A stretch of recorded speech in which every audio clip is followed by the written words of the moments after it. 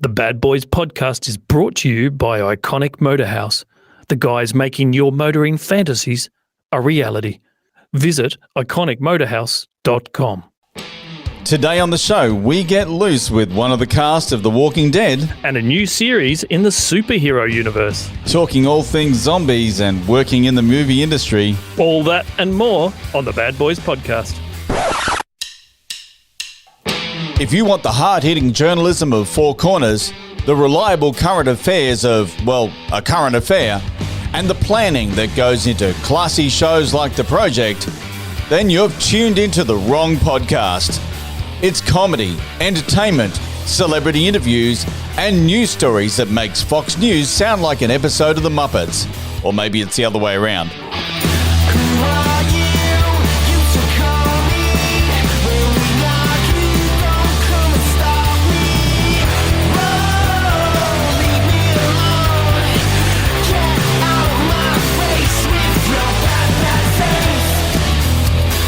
Conversations no one wants to have, but everyone wants to hear. This is the Bad Boys Podcast. Welcome to the show. Another Friday, another week down, and we have a special guest on the show today.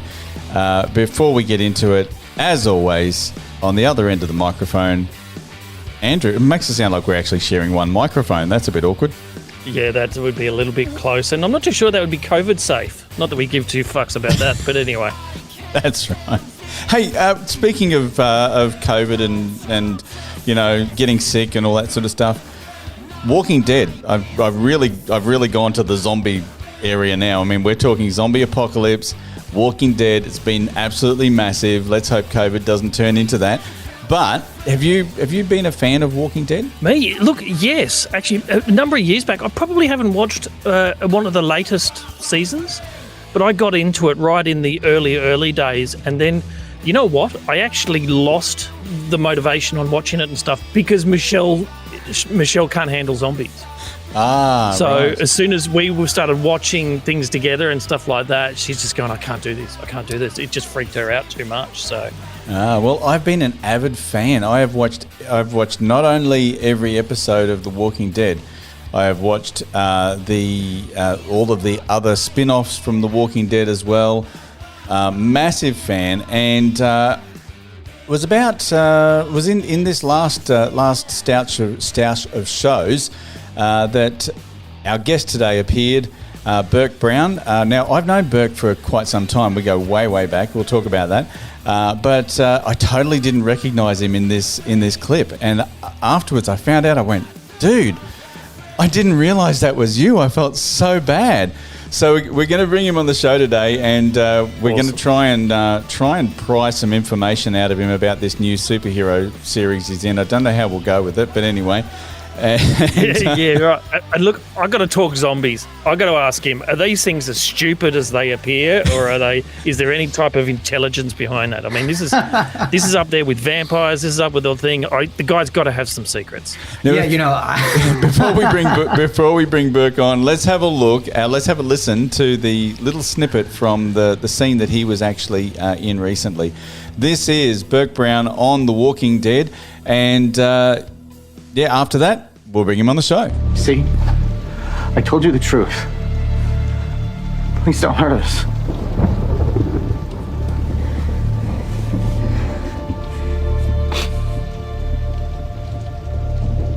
You need to take your son and run. Don't ever come back here.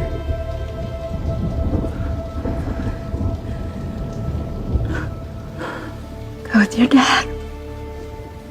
Go ahead, honey. Don't be afraid. It's okay.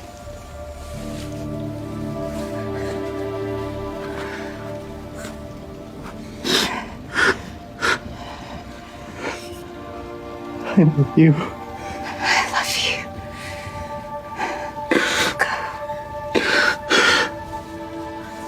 That was The Walking Dead, and we've got one of the well, I was going to say guests on the show. He was a guest for an episode. Burke Brown. Yeah, you call it a co-star here. Co-star? Yeah. We're going to call you co-star? Yeah. Yeah, you call me co-star. I'll take it. How are you, mate? I'm great. I'm great. Great to be here. Thanks for having me. Well, we tried to get Norman Reedus on the show, but he wasn't available. So, you know. Yeah. He obviously wasn't enough of a bad boy. No, he's got a lot more handlers, and he's just, yeah. He doesn't have the sort of reputation that I do, But he's a bad boy. I mean, like, he's probably the baddest 100%. one. Actually, I'm going to tell you this. He drove onto set that day in a I don't remember the word, for the high handlebar motorcycle, Choppers. right? What's that called? A chopper. Choppers. He drove on a set that day, and I was like, and I saw him. I was coming out of the makeup trailer, and I was like, yeah. He is Daryl, 100%. Yeah. He is Daryl. Yeah. So for those who haven't been watching Walking Dead, Daryl is one of the central characters, and he's probably, I guess, out of all of the characters, there was Rick and Daryl, and they were the two sort of core main actors. Mm-hmm. Yeah. Mm-hmm. Mm-hmm. So what was it like knowing that you were, and did you find out, and when did you find out that you were going to be sharing a scene with Daryl? Yeah, this is actually kind of a crazy story. So I had been auditioning for The Walking Dead since I had moved to the southeast of the United States, right? Which is where they shoot it in Atlanta, right just outside of Atlanta, Georgia. And I'd gotten an agent there right before I moved to town. And the first audition that I had was for a huge role. And I didn't book it because I had no credits to my name at the time, really. No one was going to take me any kind of seriously. But over time, I had been putting in a lot of good work and a lot of good auditions. And then, COVID hit and things sort of slowed down. And right when things were sort of starting to come back again, I had started to get some auditions again. And I was putting in really good work. And when I say that, it's because I was in a good place in my life, right? I was taking care of myself. I was like, maybe, I don't know if this is in line with the bad boys, sort of mentality or not, but I was in a place of holistic, like, wholeness. I wasn't trying to hide from my reality. I wasn't trying to distract myself. Yeah. I was facing myself. I was present, right? So I was putting in good work in the sense that, it didn't really matter much the result of the work as much as I was enjoying the process, right? Yeah. So I was putting in pretty good work. I was getting about an audition a week. And the last audition I had, the audition itself, the sides, they were only about 2 lines.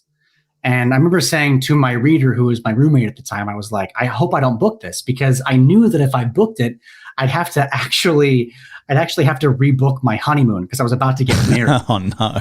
And he was like, this is true. And he was like, yeah, you're probably going to book this now. And I was like, well, I hope I don't. Like, I really didn't want it.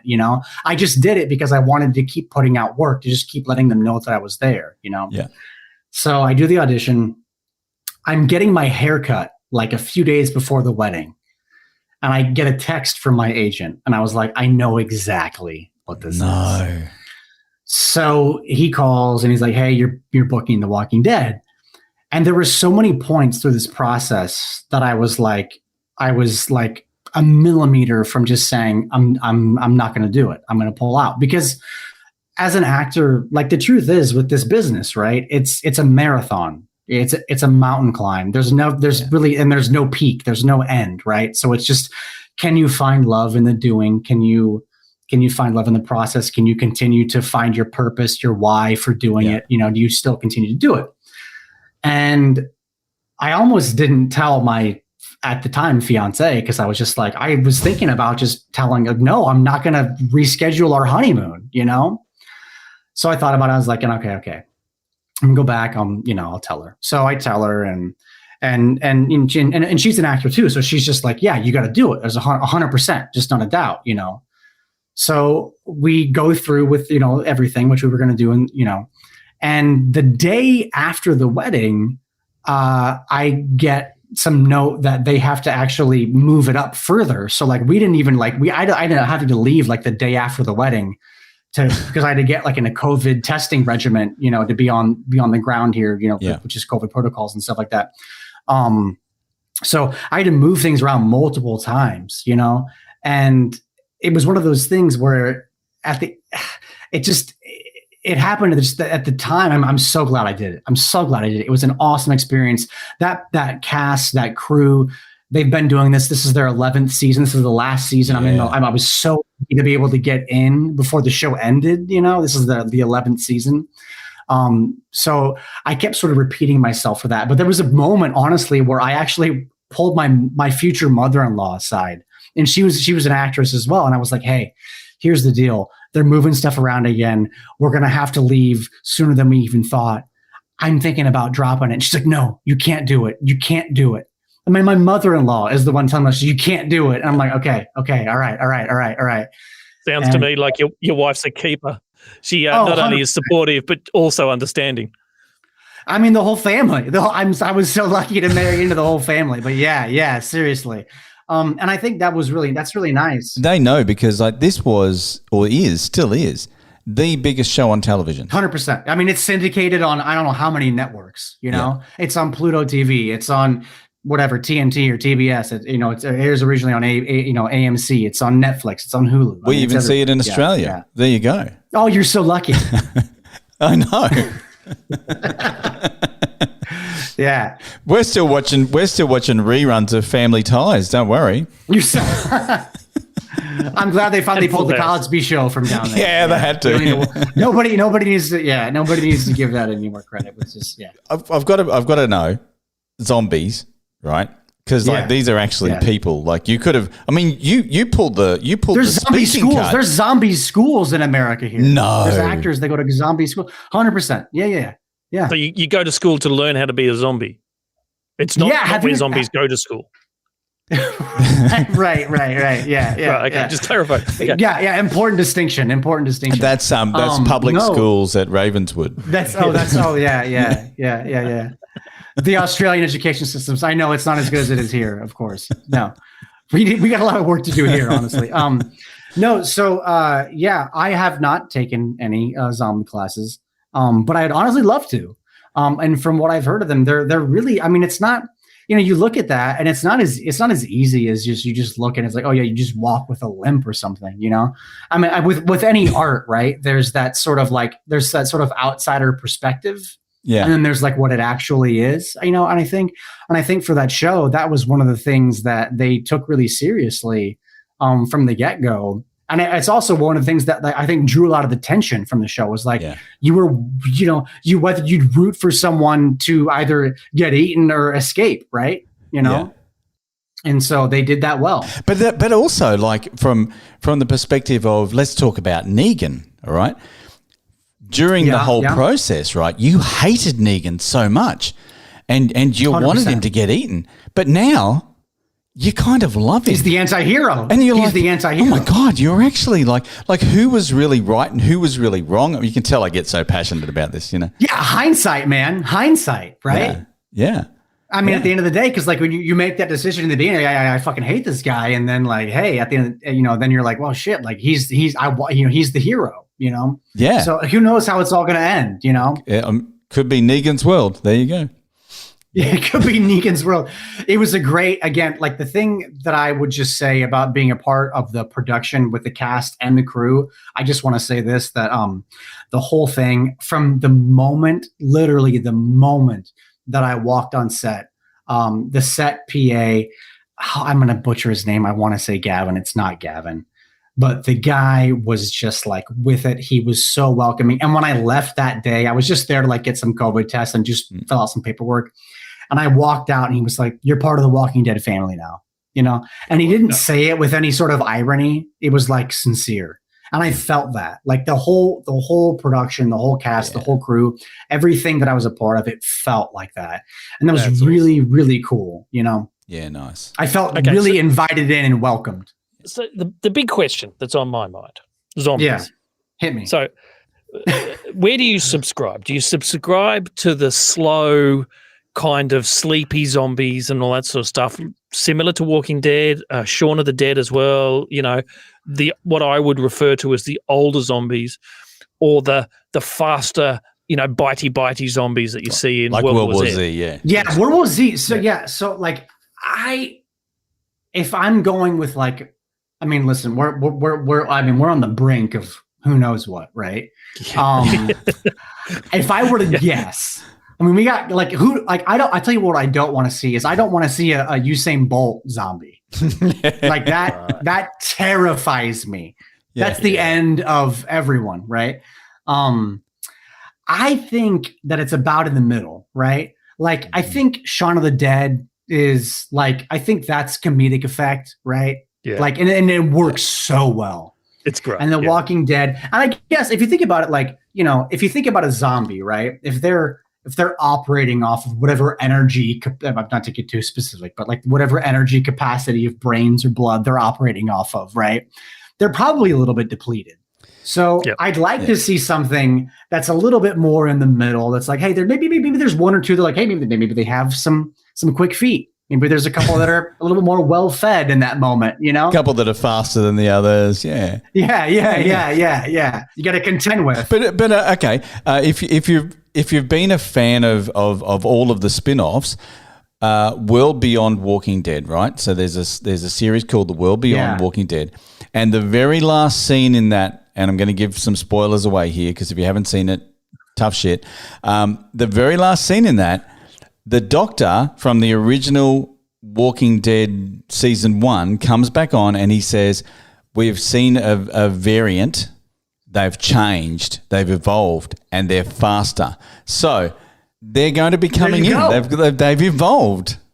The zombies have right evolved. there. Yeah, there you go. Yeah, I mean, in this world, I mean, even in our current, you know, state of just, you know, the world as our reality is, right? Like we want faster, quick cuts. We want, you know, more of that distraction. We want it to be faster. I don't want faster zombies. You just watch.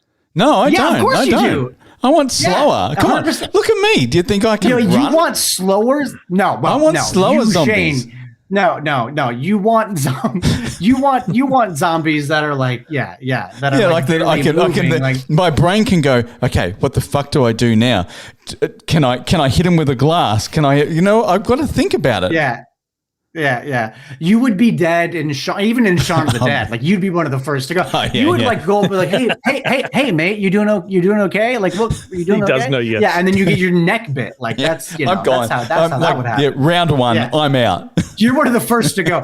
You're too kind. You're too I've kind. got an You're axe. going to go ask someone how they're doing. Like this guy seems a little off to me right now. Oh, yeah, absolutely. I've always thought I've got to watch these shows because when the zombie apocalypse comes, like, you know, but I'm going to be the guy that's going to go, give me a gun, I'm going to shoot it, and then I'm going to attract every other zombie in the area around me. You know, that's it. Yeah, that's me. You're going to shoot that gun straight in the air, call attention to yourself, and kill your entire family.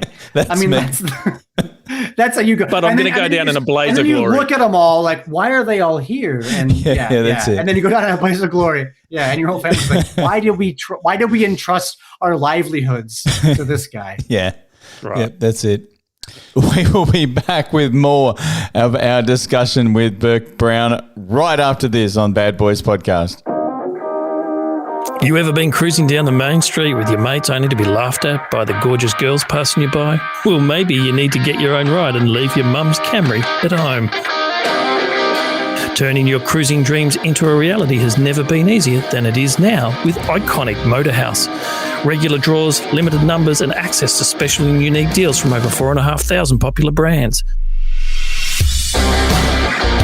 They don't do Camrys, they only give away real men's cars, eye-catching cars that'll get them purring like a pussycat. So don't be a turkey. Go to iconicmotorhouse.com, choose how many tickets you want, and for a limited time, they'll increase your odds. It's never been easier to win a customised showpiece that will get their attention. iconicmotorhouse.com, giving you the opportunity to fulfill your motoring fantasy.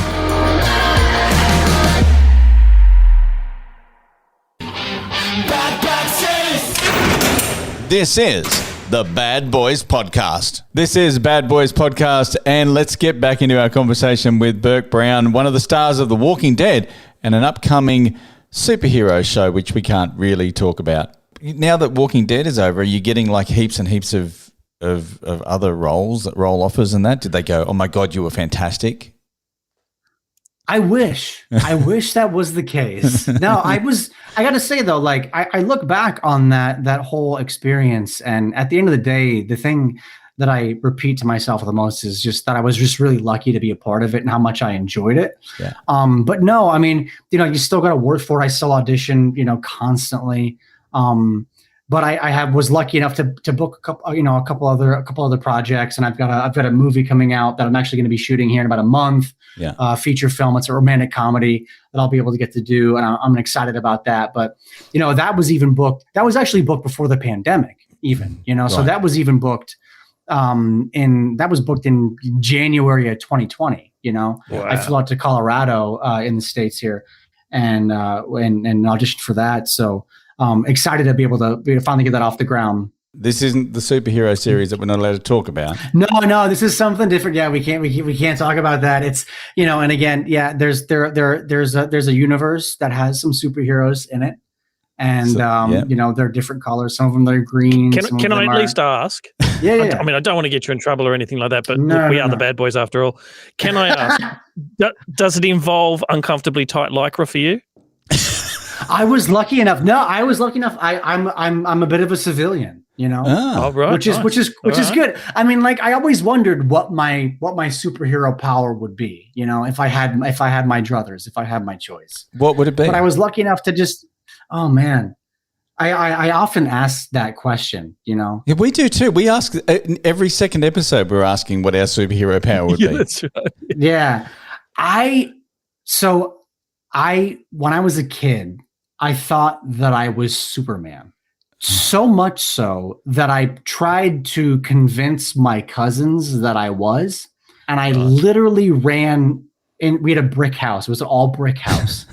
I ran headfirst into the house to prove to them. This is essentially how smart I am, by the way, or lack thereof. I cracked my head open. Wow. That's and I had some kind of special. This is a true story. Swear to God. True story. I cracked my head open. I have a scar on my forehead to this day.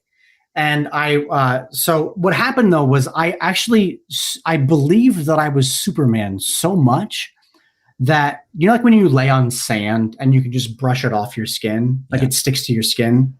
Yeah. I thought that I crushed the brick. I was about 6 years old. I thought I crushed the brick.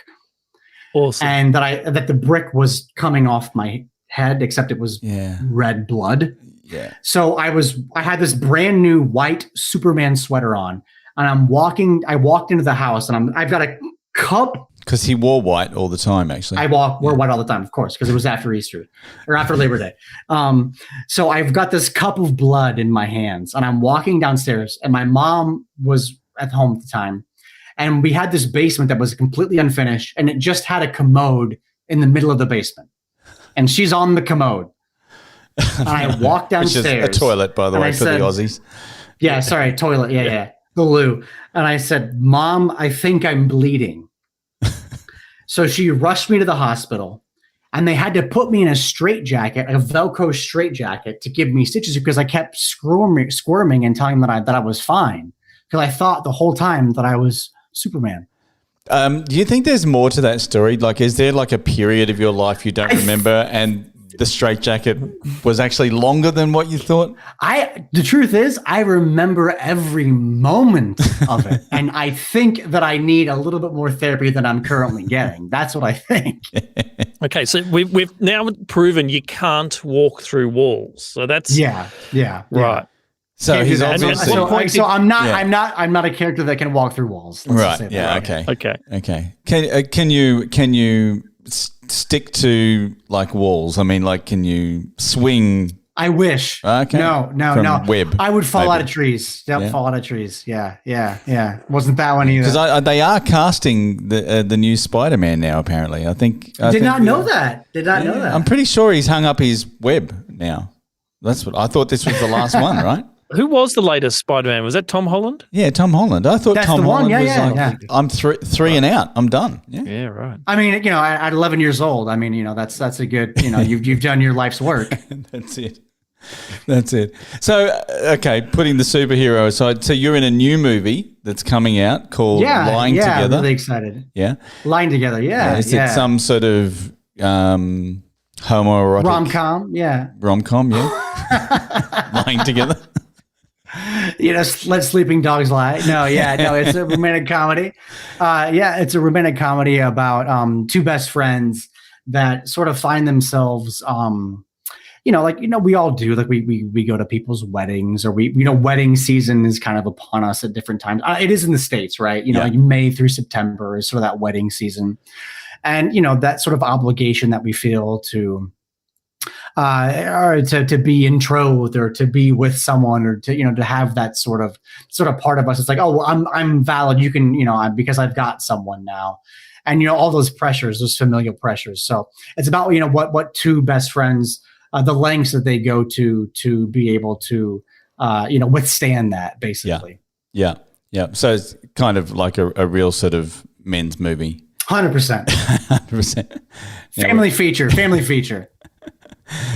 I think Andrew's internet has just dropped off. He was my favorite. That's so sad. I really enjoyed him the most. Hey, this is what happens, right? You're on top, and then all of a sudden the internet goes, you're gone.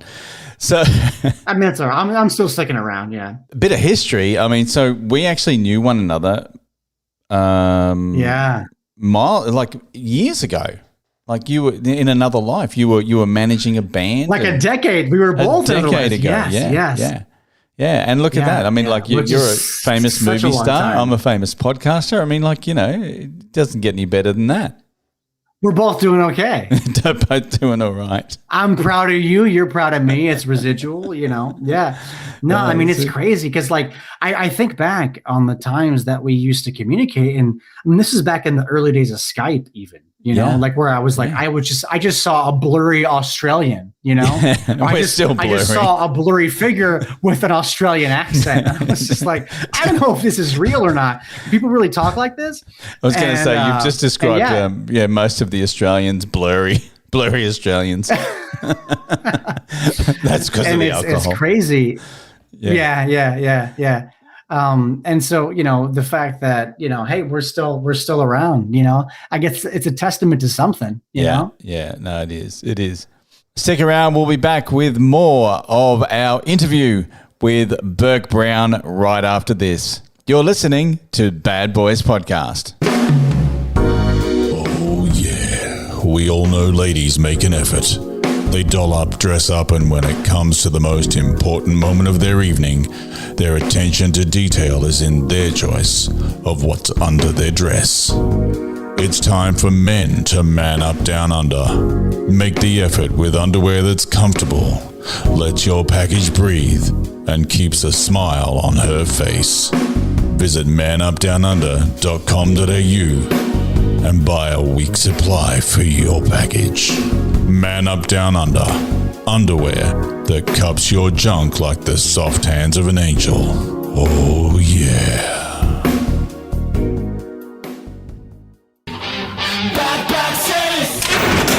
This is the Bad Boys Podcast. Welcome back to Bad Boys Podcast.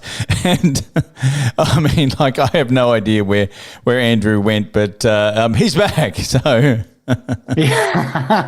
so Burke, because you're an old hand at auditions,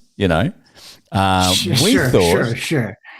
We thought that maybe you could give us some pointers. And so I've picked out a script that I thought could possibly work for us. Now, I don't know how. What's that? I don't know whether you're old enough, but American Pie. Oh, I know it. I mean, you're pandering. You're pandering at this point. You actually mentioned just before the show about American Pie. What was your first recollection of American Pie? I saw this movie in theaters with my mother's sister.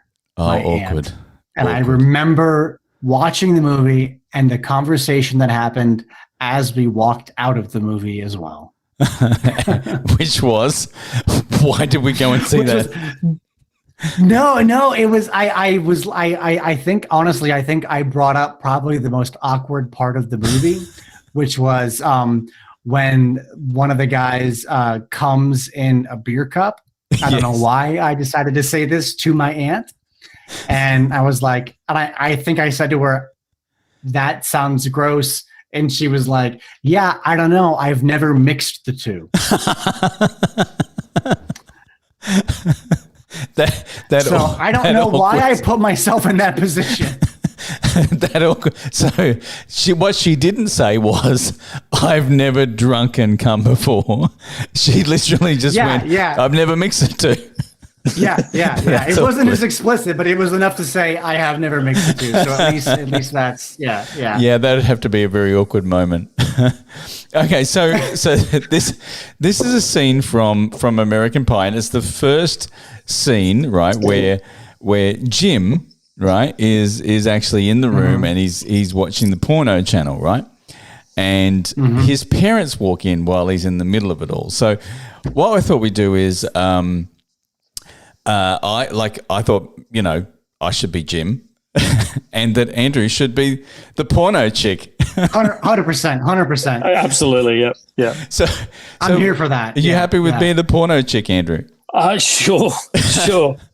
And then Don't act like it's not your forte. Yeah. I've been studying this role most of my life. So this yeah. good. It's your dream. Come on, man. Don't lie to us. Yeah, and then Burke, you can be the mum and the dad, because you're very versatile. Thank you.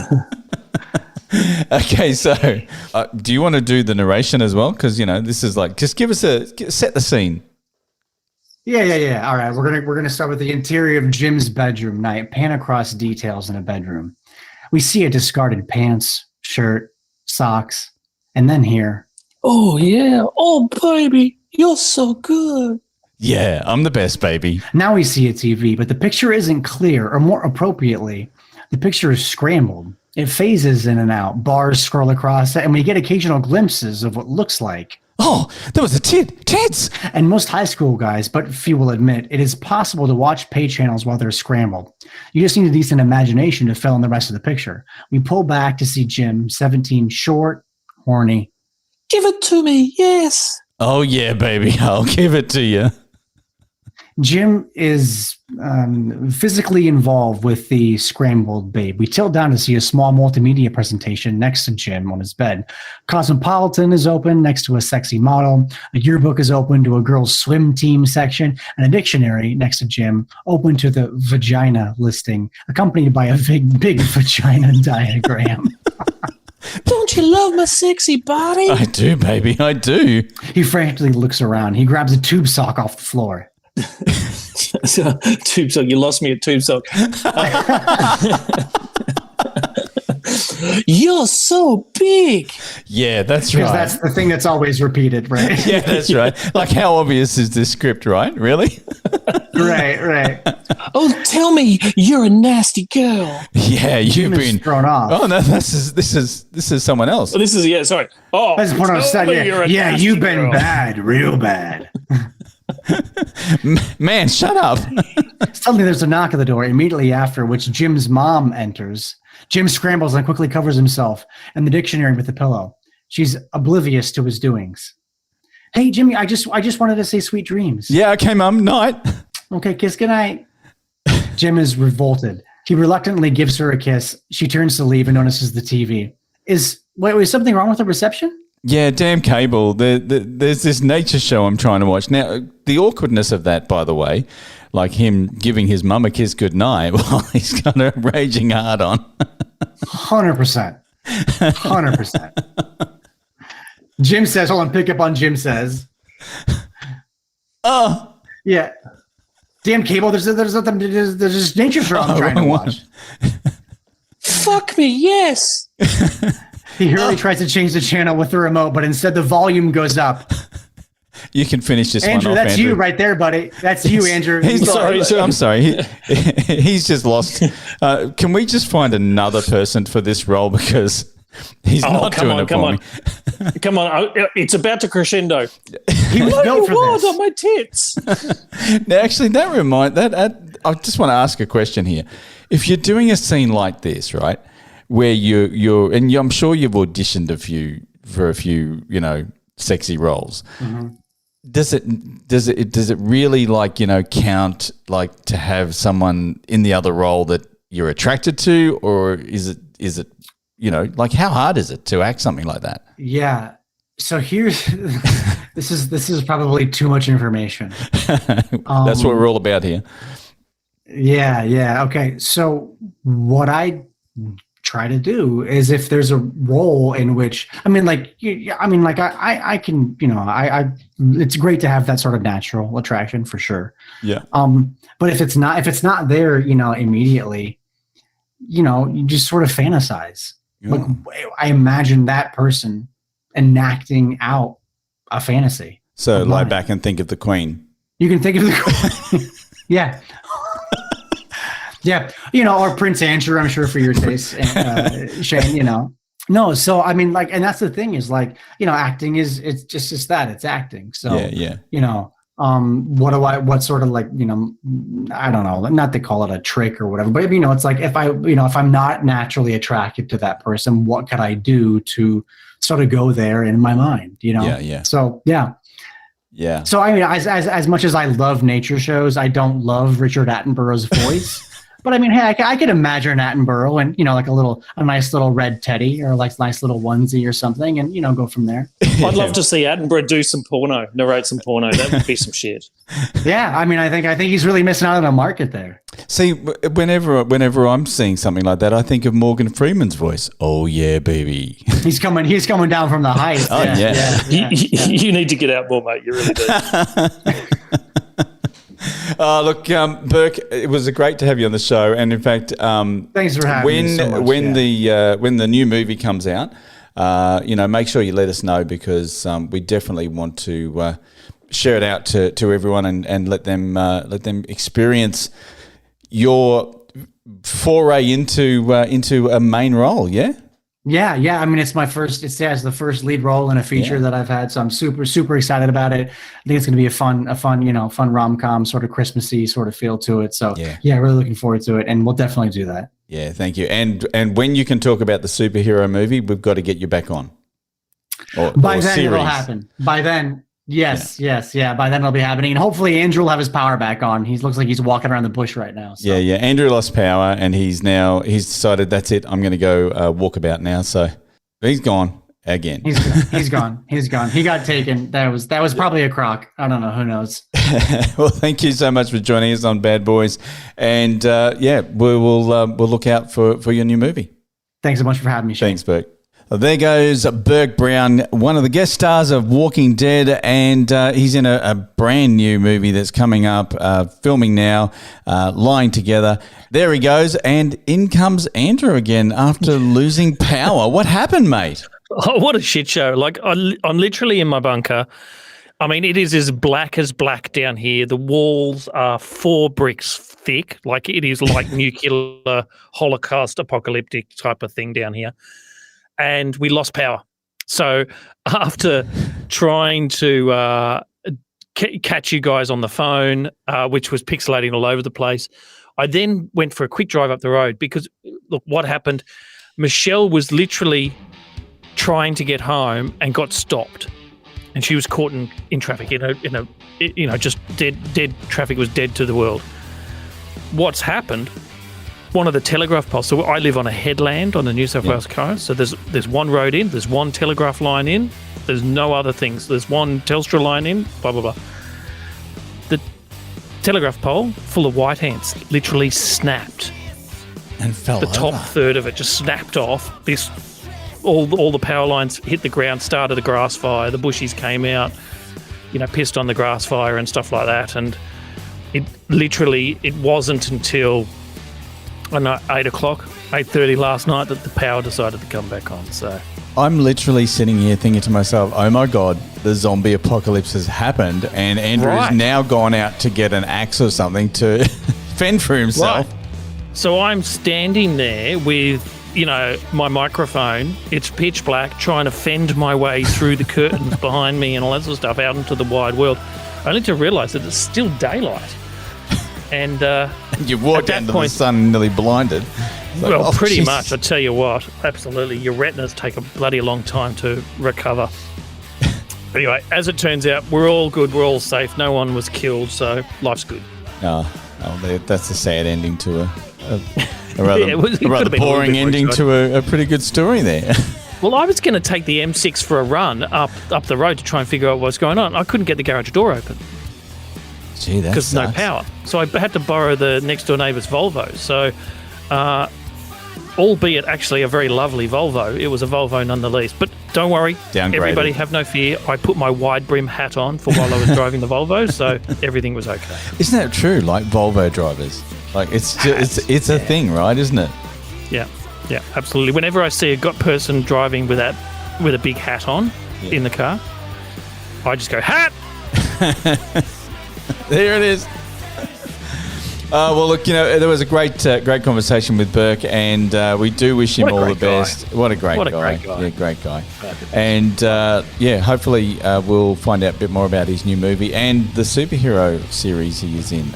Yeah, I I'm sitting on the edge of my do seat. know on that one. what that is, but we aren't allowed to say, unfortunately. I know, All right. I know. I'll just have to wait in anticipation. It'll probably take a while to come out. These It plan these will. things years in I advance. think it'll be out. It'll be out this year. It will be out this year. Okay. So All yeah, right. looking forward to that. Okay. Now make sure you catch up with us on social media, which is Official Bad Boys Podcast on Facebook and Instagram. And of course, badboysfm.com, the all new badboysfm.com. We are giving it a bit of a tweak. Yes. Let's just say some of those sultry tunes are becoming a little harder. And Bad Boys FM, real music for real people, music with attitude. I might even take snippets of Andrew's porno audition and put that up there as well. Oh, now you're talking. Now we're That'll be talking. getting hard. That will be jumping houses. They'll be stiffer than a bloody floorboard. That will be. See you guys. Later. Press plus or follow to hear more great episodes from the Bad Boys. Or check us out on our social media at Official Bad Boys Podcast on both Facebook and Instagram. That's awesome. Done. Like a dinner.